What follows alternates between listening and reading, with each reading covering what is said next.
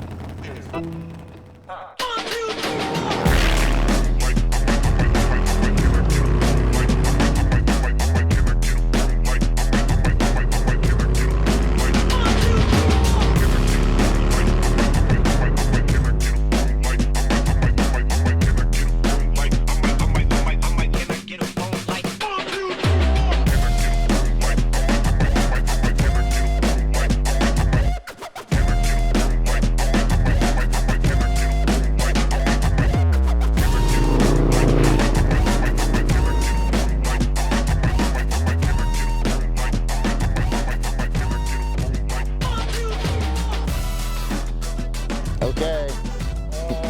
Start with the year. Okay.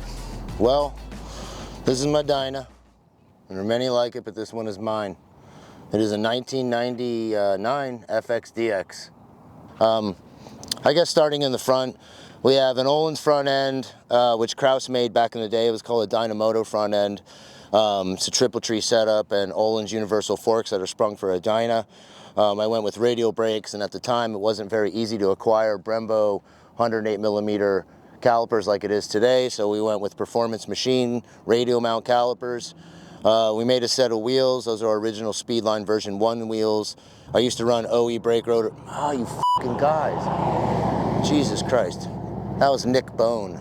I went with Performance Machine 108mm radial calipers because Brembo calipers were not as easily acquirable as they are today.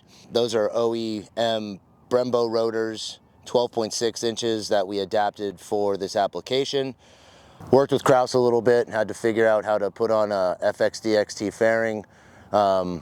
As you can see, it's a custom set of triple trees and a custom set of forks, so we had to figure out a custom mount for OEM fairing and still get it to, you know, sit where it needs to sit and still function the way it does.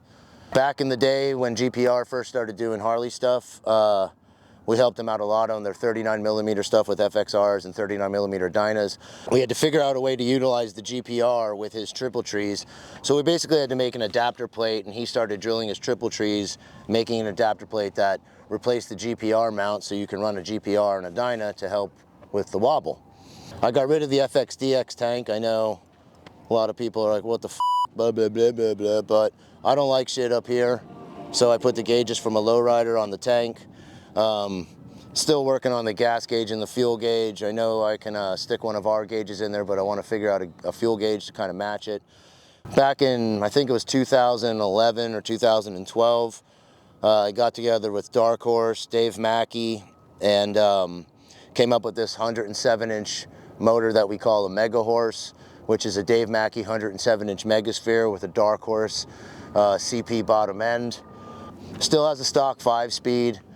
About 10-15 years ago, we were making pipes with my friend Steve, SP Fabrications. He was one of the first guys to make stainless pipes other than like some stock super trap headers and shit like that. So we went ahead and made a stepped pipe, and it's adequate for what it needs to do.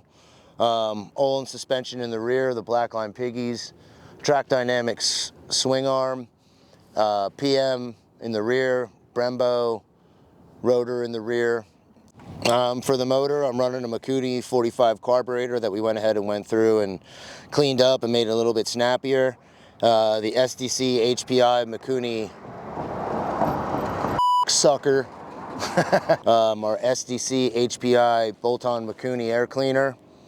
Oberon adjustable levers, Nest mirrors, West Coast T-bars, SDC sissy bar, SDC foot pegs front and rear.